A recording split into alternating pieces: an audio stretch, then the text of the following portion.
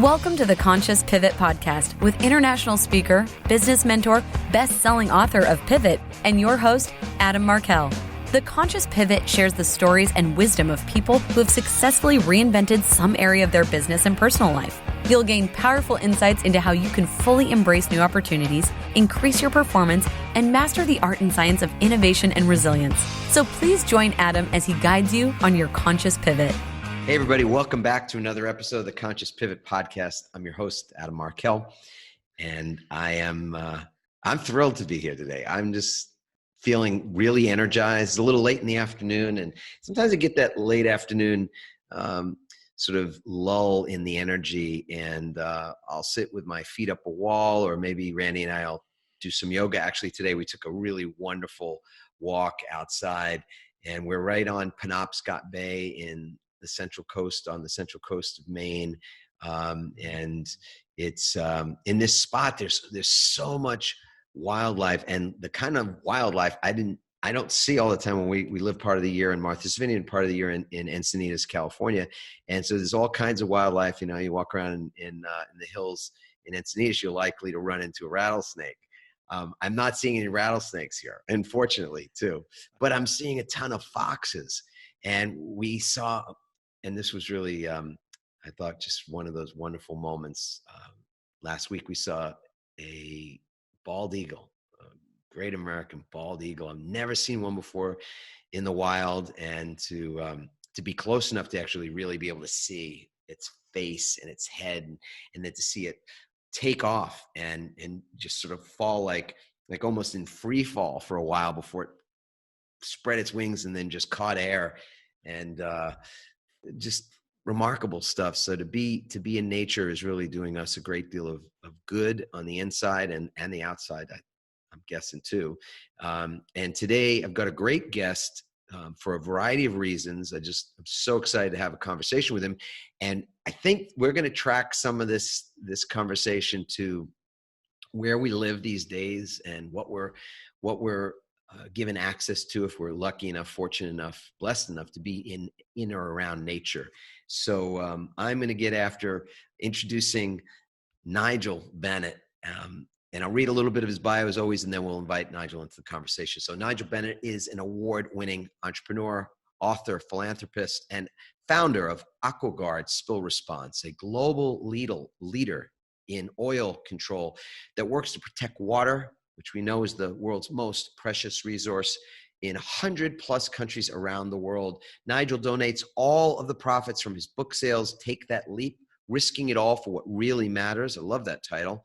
And all of his speaking engagements to organizations that support poverty alleviation, human rights, social services, and of course, the one thing that started this podcast off, the environment.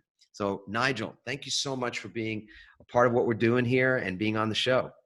Thanks, Adam. This is, I'm super stoked. We had a little pre-chat, and it was really kind of the similarities and things that we have, synchronicities that we have going. It's pretty cool stuff. So I'm really stoked. I really love I love my life, because I love my life. I love my life now. I haven't always loved my life, but I really love my life now. And thank you for what you do. I love your podcast. I've been listening to it, and I love my life motto there. It's fantastic. I dig the fact that you and I both got the memo today. We're wearing t-shirts that have messages on it, right? That's Reconnect. right. That's what it says on. If you're listening to this, you got to check out the YouTube video, because you can see Nigel and see the shirt that he is donning that says Reconnect. So Nigel, I read your bio. What's not written in the bio that you would love for people to know about you? Wow. There's a ton of stuff, and I've just been so fortunate throughout my life. But I like, I've had a lot of these moments in my life where I've had to kind of change direction, and I think you asked, was it something conscious or kind of unconscious? And I would say that all of the big major shifts that have happened to me have been something that I haven't intended to do, but it was a reaction, and reactionary type thing. So I guess I go a ways back when I was a young guy. I'm actually right now I'm in Whistler, British Columbia. I'm living here right now, and my home is in Vancouver, but I spend a lot of time here. And like you said, nature is one of my resets. I just love resetting in nature. And so right out of high school, back in 1980, I was on a flight to Venezuela. And I was working for my father's environmental mapping company. We had contracts to map the coastline of various different countries. And I found myself for the next 10 years hanging out of aircraft, helicopters, photographing coastlines around the world for environmental mapping. And the crazy thing was I was 17 or 18. I was hanging out of a helicopter flying around Lake Maracaibo in Venezuela. And we were coming up the west side of the lake, and we were getting close to the Colombian border. And we had somebody hailing us from below saying, move out of our area or we're going to shoot you down. And they took a couple of pot shots across the front of our helicopter. And that was a really rude awakening for me. I was a guy coming from Vancouver in Canada, and I'd never really been out of the country. And so after that, I found myself in Egypt for about 5 years on and off, doing the same thing. But I was a scuba diver as well, so I found myself scuba diving under the Red Sea, taking photographs of the degradation of the reefs from the oil industry, etc. And I had to do an air flight over the Sinai Peninsula, the Sinai Peninsula. Mm-hmm. And so I drove in with an Egyptian fellow into an old helicopter base that was manned by an ex-American ex-Vietnam pilot. And his name was Johnny, and he came out. He was a big fella, and he waddled out, and he said to me, and I was young. I was probably 22 at this time. And he said to me, Nigel, I know why you're here. I know what you're doing, and I know what I got to take you. But I can only take you to some certain spots. I can't show you everything that you probably want to see. And I'm saying, fine. So I hopped into the co-pilot seat, put the headset on in the helicopter, and there were two oil execs in the back. And once I had the headset on, he said to me, okay, now we can talk. So what I'm going to do is I'm going to take you over to the Sinai. We're going to drop these guys off. Keep your camera between your legs, and don't let the guys in the back see that you have a camera. And he said, there's glass at your feet. You can take photographs of some of the things that you may see, but don't let them see you, because if they see you, we could be arrested and thrown in jail as spying. So I was 22 years old, and it was just a big shakeup for me. So I was sitting there like, oh my gosh. And we flew over to the Sinai. We landed, we dropped these two fellows off, and we lifted off again. And then he said, okay, now you can start taking as many photographs as you want. And I was like, but of what? And all I saw was pipeline after pipeline after pipeline that were ruptured and all flowing into the Red Sea. So pipelines of oil were flowing into the Red Sea. And the coastline was coated as far as you could see with oil. And that really had a massive impact on me. And we landed back at this place called Ras Garib over on the Egyptian side of the Egyptian side. And he said, please take these photographs and show them to, who needs to see them. And he said, I know you really want to make a difference as a young guy. I know that you really want to make a difference, but I really don't think you've got a hope in hell in making any difference. And that resonated with me for the rest of my life. And so I was in Egypt for about 5 years, on and off, working for my father's company. And at the very end of this contract, we had an apartment in Alexandria on the Mediterranean, and I was cleaning it up. Our contract was done, and I was driving to Cairo the next day to meet up with my father, and we're going to fly to London to my cousin's wedding. And I had a phone call, and Alex basically said, your father's missing. We don't know where he is. I'm like, well, you guys just flew in from London together. What's going on? And he said, well, I don't know. I said, tell you what, I'll be there in 3 hours, about a 3-hour drive along the desert road, this old crazy desert road from Alexandria to Cairo. So I arrive in Cairo, and this guy comes down the steps of the hotel, grabs me, takes me upstairs, opens up the room, puts me in, and says, sit on the floor. And I'm like, so I'm sitting on the floor in this hotel room, and he turns out the light. So we're sitting there till about 3 o'clock in the morning. And then an old phone on the desk rings about 3 o'clock in the morning, like bring. And he goes over and he answers it. And he's like, yep. Okay. And he goes, it's for you. And I'm like, it's for me. Like, what's going on here? So I answered the phone. It was my father. So he'd been arrested and he'd been thrown in jail. And all he said to me in code was, take the next take the next bus and stay with Mike. I didn't even know what that meant. And then he hung up. And I sat in the middle of the floor with this other guy, and he was one of our guys that were working with us. And we figured out it meant get out of the country and go to London and stay with my cousin. And I'm not leaving. There's no way I'm leaving. I'm not leaving my father. And he says, well, if they catch you and they get you, then they got more bargaining power, and then we're in big trouble. So I basically escaped. I got down, and we had a taxi driver that worked for us. He was out the back door. I got to the airport, and after a long period of going through checkpoints, there were no computers in those days. This was like 1982. So they weren't really able to check. So I was able to escape. And what I found is that I went to London, then I got back to Vancouver, Canada. And my sister was working at the company. And she said, what's going on? I said, well, there's some certain things going on that we probably don't want to be involved with. And all I can say in the podcast here is that my father and my ethics clashed. So he'd been arrested for a certain reason, and he was released about 5-6 months later, but he was incarcerated for 6 or 7 months in an Egyptian prison, horrific conditions. Basically, you took a crap where you stood, and you're 100 people crammed in the cell. Yeah. And he was released because the only witness against him died because they grabbed him as well. And at that point in my life, I knew that we had to make a huge change. We had to make a massive shift. So I basically grabbed my sister and we left. We left the business and we formed Aqua-Guard Spill Response. And my dad was not happy. I said, I just can't live. I can't live going down that path. The path that he was on, I couldn't.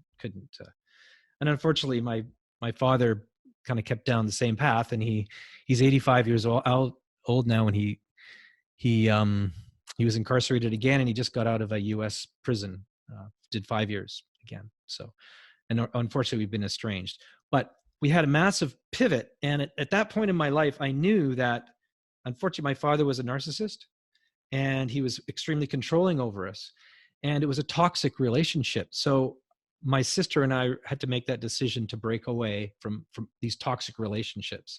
So we formed Aqua-Guard Spill Response, and I'd traveled to 10 countries over 10 years, and I had clients that really needed help. They needed equipment. So I went to the British Columbia Institute of Technology. I was in mechanical engineering, and I had another fellow working with me, and we formed this company. We started manufacturing equipment to contain and recover oil spills from like the BP Horizon in the Gulf of Mexico, right, to the Exxon Valdez and all that type of stuff. I was just going to ask you about the Exxon Valdez. And yeah. So that was a major shift for me. I think if I hadn't, because as I know, it's really tough for people to break away from toxic relationships because there's that gnawing on them to keep coming back. Well, what's interesting here to me is listening to you talk about oil spill, and then in the same sort of breath, you're talking about toxic relationships. So, there, I assume the pun is intended, or if it's not, absolutely it wasn't. You nailed it. Yeah. So it was really tough. But then again, my life totally had a big shift. Our business, it was really tough for many, many years. My wife and I, we leveraged everything to get this little company going. And, but then we started thriving. We really started thriving because after the Exxon Valdez in Alaska, the US needed all this equipment, and we started supplying all over the US and Canada and all over the world. Next thing you know, we're 25 years later, we've done business in 104 different countries and involved in every major oil spill on the planet. So where does the path that you're just describing lead to a lot of the work that you're currently doing now? The authorship work, the thought leadership work. I can see that the seeds of it quite easily because you had an ethical dilemma with seeing what your dad was up to and what others at the time were up to, and what it was no doubt doing to the environment, and you just couldn't stand it. So you went out and found some way of contributing a solution to it. So that part exactly. I totally get. Yeah. I think it was, really resonated with me when the helicopter pilot, Johnny, told me that there's no way he didn't think I could make a difference. And I was like, I was young. I was like, I can make a difference in the world. I really believe that. Right. And so, the years go by, and, 2008 hits. And we got smacked really, really hard. We had a fraud case inside of our business. And we were basically doing everything for everybody. We didn't really have have a niche. And so again, we changed the direction of the business in 2008 because we were almost bankrupt. So oil spill equipment is not a Oil niche. spill, yeah. It's well, it is. Yeah, we were. I know. I'm thinking we got to redefine what niche is. I mean, in my world, an oil spill equipment company, I think would be a niche. But we were basically selling everything to everybody, low margin, high volume stuff. Sure, right. Yes, And make it so on volume. Isn't that the entrepreneur's answer to everything? yeah, right. It's just which is just ridiculous. And so we actually then focused to the offshore where it was extremely niche, extremely high margin, and high value. And then that took us, to basically where we are now. But I was always struggling. I had a hard time. I joined the Entrepreneurs Organization, EO, many years ago. I got dragged into it by an ex-football player, big lineman, 330-pound fella. So he literally physically dragged you into it. Physically took me and dragged me into a meeting, and I got recruited. Yeah. And I was a member for about 18 years. Right. One of the best things of the peer group. Joining a peer group like that when I was having a tough time. These are great groups. Yeah, YPO, EO, tech, all these things. For me, was one of the best. Wasn't even a decision. I got dragged in. Things that I've ever done, and my wife and I talk about it all the time. It was one of the best things that we ever did for our family, is joining that and getting into this peer group, which really helped. And from that, I ended up going to a thing at MIT called the Entrepreneurs Masters Program, which is part of EO. Mm-hmm. And it was a 3-year program, and we just kept it going. I've just went, I was supposed to, our 17th year this last year. 75 entrepreneurs from all over the US and Canada. And I never forget, I don't know if you know Vern Harnish. You ever heard of Vern Harnish? So sure. Vern's one of the founders of EO, the Entrepreneurs Organization. I think he founded YPO as well. I think he did. Yeah. So he was our facilitator, and he stood in the front of the room when I was a greenhorn. I was sitting at the back. I was very shy. I was with all these really smart entrepreneurs. I had ADD and dyslexia, and I really felt that I didn't belong. I had the imposter syndrome, I guess you call it. I was sitting there and I didn't belong. And Vern stood at the front of the room and he said, "How many of you guys out there have a coach?" And I had hired a coach about 2 months before this. So I kind of gingerly, I put my hand up, like, I'm sure these guys do. They're all brilliant. And he said, "Only 3 of you out of 75 have a coach." And I looked up. I said, "You got to be kidding. These guys are geniuses. They all own businesses. They're super smart. And only 3 of you." And that was one of the most important things that I ever did after that was having this coach. I remember when I hired my coach for the very first day, he said, "Nigel," because I was having a really hard time. He said, "Nigel, if somebody offered you X amount for your business today, what would that be?" And I said, $1. And he was, $1? I said, "Yeah, $1. I just want my freedom back. I want my life back." And so what happened from then on is he helped me build a life that I love. That sounds good, man. Well, in 2010, I was having a really hard time. I felt like I was on this roller coaster out of control, like a lot of entrepreneurs feel. And I call it, in my book, I call it the doorknob effect. Because we would go, I'm sure that you felt like this at times. You go to your office or wherever it is, and there's that door. You got to step through that door, and that doorknob's almost vibrating because when you turn it and you step through, it's going to be absolute chaos. And my life was like that for 20 years. I would come from home. I would take my shower in the morning and I'd be, okay, who can I hire? Do I need to hire somebody? Do I have to lay somebody off? Can I make payroll? I get there. I'd turn the door, step through into total business. Nigel, I need this. Nigel, I need that. Year after year after year. Sure. And it was, I call it the doorknob effect. And it was just really, really tough until I had this coach helping me along the way. And then I had a major pivot in my life. And you asked the question of what put me on this path that I'm on now. So I was, we were doing well, but my life was chaos. And, I barely saw my kids in the early years. And I had my coach, but then I had a company, competitor in the UK, a big British competitor, offer to buy my business. And I thought, this is it. Every entrepreneur's dream. That's what we learn in the emyth. In Michael Gerber's book, the emyth is set your business up, set up the system, so one day you can package it up and sell it for a big bag of cash. And that's what I had done. So I had this British company. They gave us a deposit. And so I went The BP Horizon oil spill was happening in 2010. I went to my class at MIT in Boston. I'm sitting there and I was having a really hard time. And this lady came and she was a speaker, and her name was Lynn Twist. And she wrote an amazing book called The Soul of Money. And she'd be a great guest for you one of these days. We know Lynn. Lynn. Oh, you know Lynn. Okay, so yes. Lynn stood there and she invited our class to go deep into the Amazon with Lynn to experience a tribe, the Pachamama, with the Pachamama Alliance and the Oshawa people. And so I said, I'm coming. And so 3 of us from my class went, but I went up to Lynn and I said, Lynn, I'd love to come with you, but under one condition, I get to bring my entire family, the 5 of us, my 3 kids and my wife. And she goes, well, it's a bit of a fundraiser, but okay, bring your family. You're right.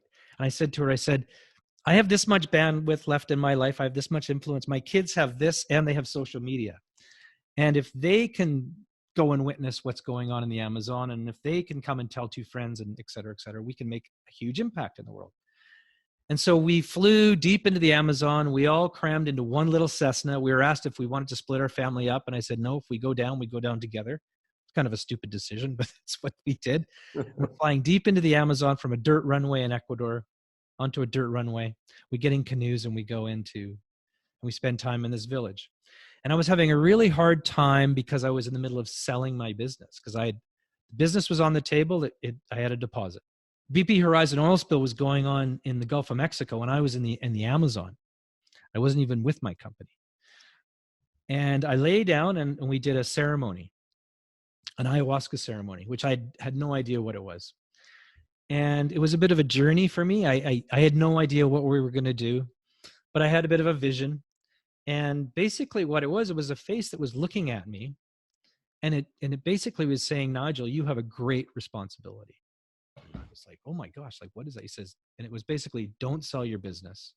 Leverage your business and the platform that you have created over the past 30 years to do good and amazing things in the world. And it was like, no, I have this huge bag of cash. I'm going to take it. I'm going to go sell t-shirts on the beach. I don't know. And then I kind of came to after a whole night of this ceremony.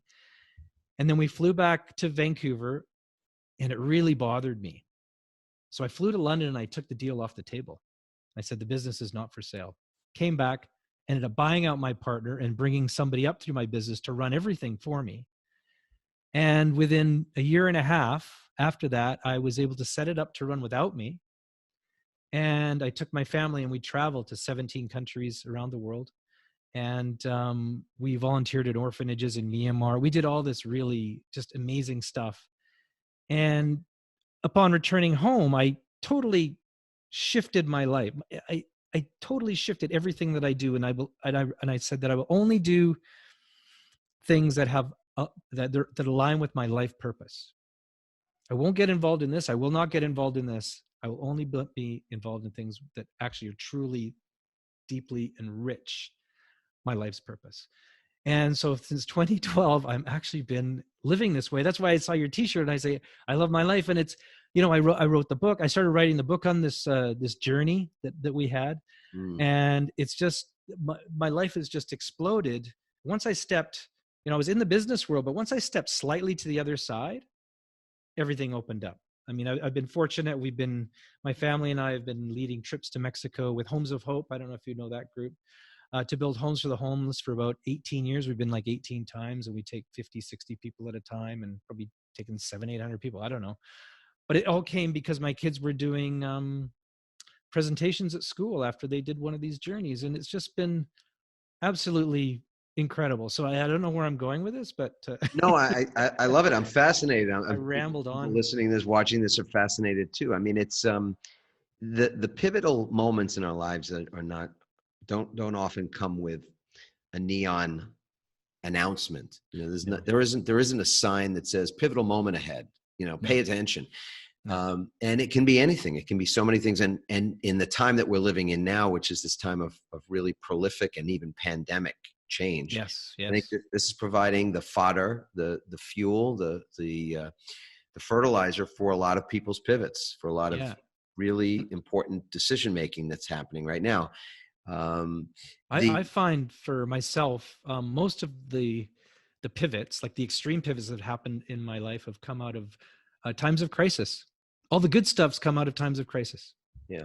It's hard to say that to someone who's in crisis. I know. And have them actually truly take that in. Because I'm sure right now somebody's listening to this or watching it and going, still easy for you to say, because you guys you landed on your feet and you bounce back and you've been resilient and all of that. But you don't know it when you're going through it, that it's going to turn out great, that you're going to look back on that moment and say, well, that's the best thing that really ever happened to me. And I wouldn't change a thing even. Yeah. As much as there's pain involved, there's suffering, there's indecision, there's uncertainty. It's like, how do you leverage uncertainty so that you are able to create long-term success? It sounds to me like that's what you've been able to do. You've done that. So I'd put that question to you.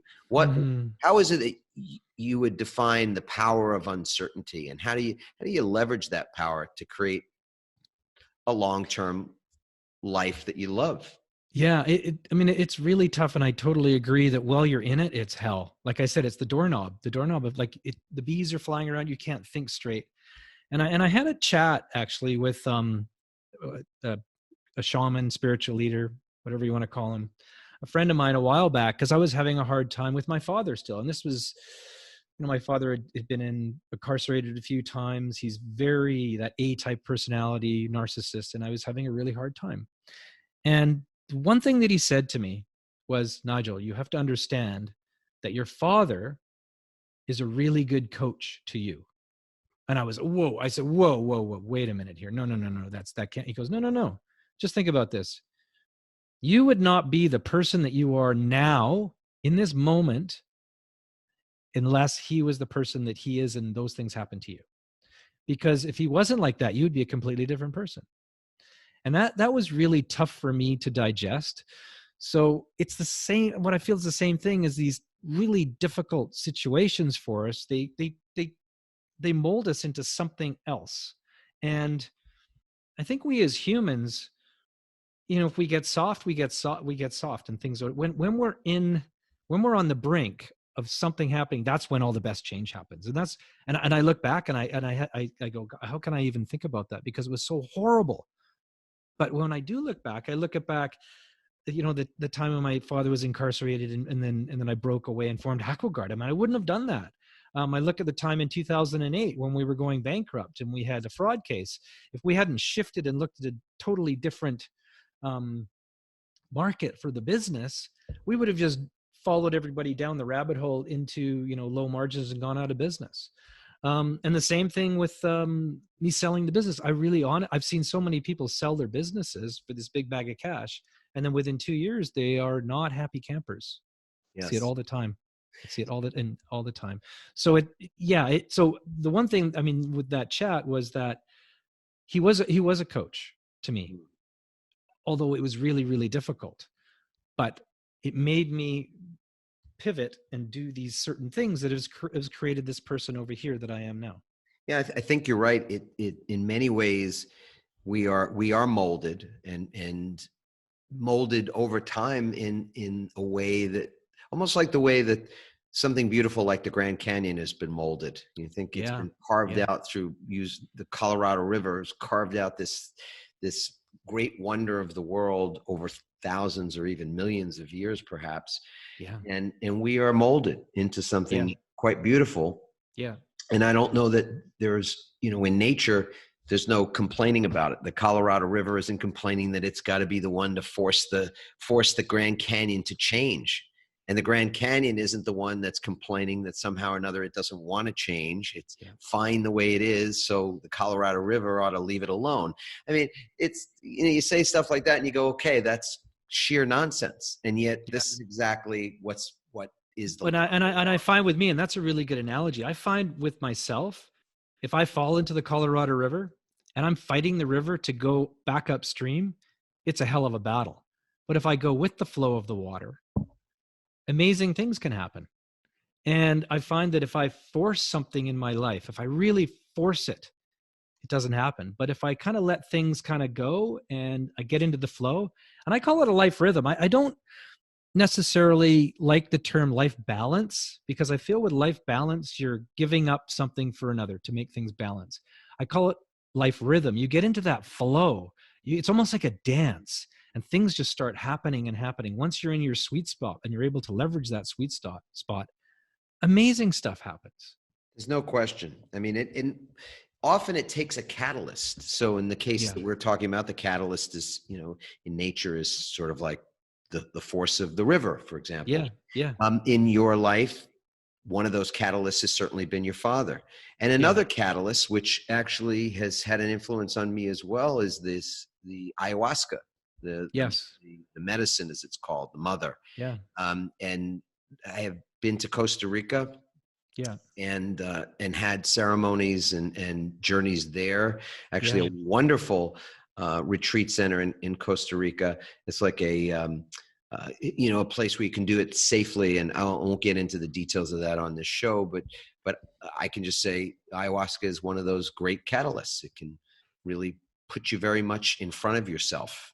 Yeah, I totally agree. I didn't even know what it was. When we went down in 2010, they said ceremony. I'm okay. I had no idea, but it was life-changing for me. And actually, you know how Facebook pops up, 5 years ago, 10 years ago today, that's what popped up. I was in the Amazon with my family. Yeah. With Lynn Twist. With Lynn. Pachimama Alliance. And it's such a small world because, it was we're a part of an organization with some people that are also in the space of authorship and leading seminars and things. And Jack Canfield's one of the people that we spent some time with in that space. So is Lynn, a number of people. And Jack had actually been to the same place I had gone to, this place, Rhythmia in Costa Rica. It's a really wonderful, they call it a life advancement center. But Jack was really very moved by that experience as well, by, the experience of seeing the kind of molding, the kind of changes that are possible when there's a really loving catalyst. And so, and by loving, I don't even mean kind. Yeah. Because in the example of your father, not even a kind process. It's probably incredibly painful and, to be at odds with your own flesh and blood. I was a lawyer for 18 years. I represented people in disputes of all kinds, including those against their own family members. And there's nothing that I've ever witnessed more excruciating, actually, than family that are at odds with one another, especially over money. But on some level, it is a loving catalyst that molds you into the person that you see in the mirror and go, I love this person looking back at me. I do. And I love, once I realized that, things really changed, because it was always this battle, and then I realized that, hang on a second, you wouldn't be who you are unless this happened. And, people, the listeners too, they wouldn't be who they are unless those traumatic things that happened to them in the past. Horrible. If they're horrible, they're horrible. But it molded them into somebody different, and, a fighter or whatever it may be. And I know that, we talk about ayahuasca and in the Amazon and all what, and I know it is tough for people to go there. But as we talked earlier, nature is one of the great healers. And, I found my sister and I, once we broke off my father's company, my sister was a fanatical outdoor, like a mountaineer, big mountain climbing, expedition stuff. And she got me into rock climbing and backcountry skiing and all this stuff. So we would leave the business and she would stay and I would leave and I would go on a backcountry ski trip. She would take off on a climb Mount Logan. I would take off and go to Nepal with my wife, and we'd do all these. But what I found is that was the time where processing was going on inside my head, where I would have an issue when I left and I'd come back and it would be solved. It was my reset button. Yes. So I got into this, I call it a life rhythm. I get into this rhythm of getting out in nature. Now, if people are living in wherever, Chicago or whatnot, go to the park, go for a walk. It's the same healing effect, getting out into the trees. I'm living in Whistler right now and I go mountain biking and skiing and all that. But my wife and I go, and we go for 2-3 hours a day. And it's incredible to come back. And then now you're ready to go. Like, you're ready to go. I think this is one of the greatest opportunities. So if you constantly continue. I'll hold my No, thought. I think the Japanese call it tree bathing. There's actually a term for that, tree bathing, and because it clears your soul, clears your conscience, then you Yes. come back to. I mean, the Japanese work, but they go and they have their, they do their martial arts, and then they do their tree bathing, and then they come back. Right? It's a Right, great because reset. the essence of resilience is about recovery. People Yeah. think the essence of resilience is endurance, but it's not. No. It's recovery, and that's research based, and just from basic experience of knowing how it is that athletes, Olympic athletes, and anyone else that's sort of really focused on their performance, whether it's physical performance, mental performance, or otherwise, that you have to be able to bake recovery into the process, because if you don't, you become burned out. You exhaust the source, you exhaust the inspiration, you exhaust the flow, and then you're out of rhythm. You're out of harmony. I got out of the rhythm. I mean, years ago, I worked. That's all I did was work. And my kids were little. I never saw them. Yep. And then my football player friend again grabbed me again. He said, Nigel, the most important thing in your life is your family. You need to spend time with your family. And so that I made that my mantra, like from then on, to spend as much time as I can with my kids. And we surf together, ski. We do everything. They're in their 20s now, and we do everything together. They're my best friends.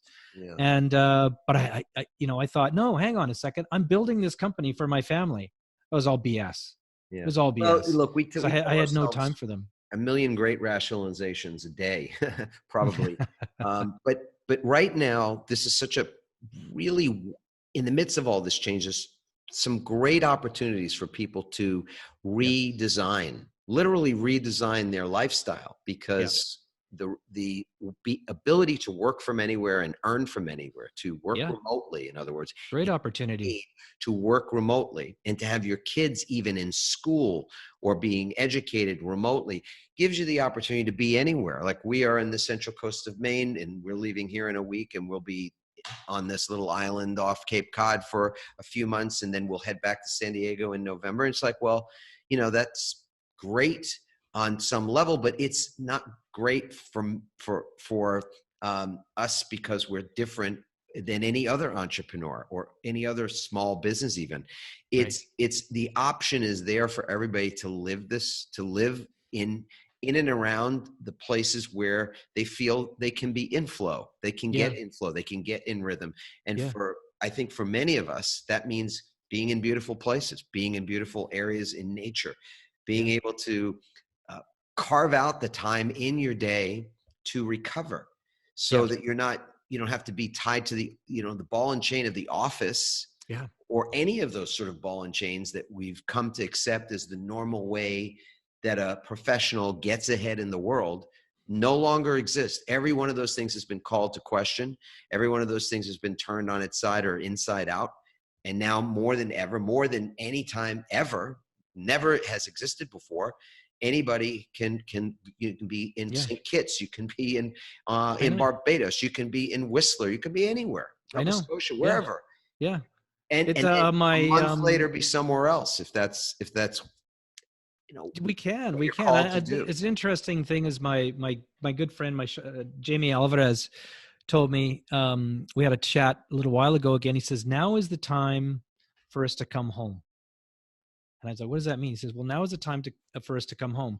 We've been for generations, we've been go. We've been flying here. I mean, we'd be on a flight from Chicago to Milwaukee to back for a night off. We'd be go. We'd be vibrating out here. He says, now is the time we come back. And we spend time with the important people in our lives, our family. And now it's the time for us to clear our heads and think. And now is the time not to sit idle. Now is the time to create, because we're able to create. We're in this space that we can create. So this is the time. This is a really good time. And my wife and I said, just before this call, she looked at me and she said, you know what? This has been a really good time for us. I mean, our kids are out. They're out of that. It's just the two of us. Same as us. My wife and I have never spent. We're empty nesters now. Are you guys? we are. We are so luxurious in this concept of the kids are out and they're on their own, and there's and speak to them regularly. How old are your kids? Everything from we've got 19 on up to 28. Yeah, so, I guess. Yeah. So, and they're all independently living either at college or on their own, all in California, and we are and we are walking around guilt-free. I mean, we love our kids dearly, and we see them, a fair amount, but, just this has been, for us to be here and then have them come and visit occasionally. That's it's the been a same thing with wonderful us. time. We just have the ability to create those resets.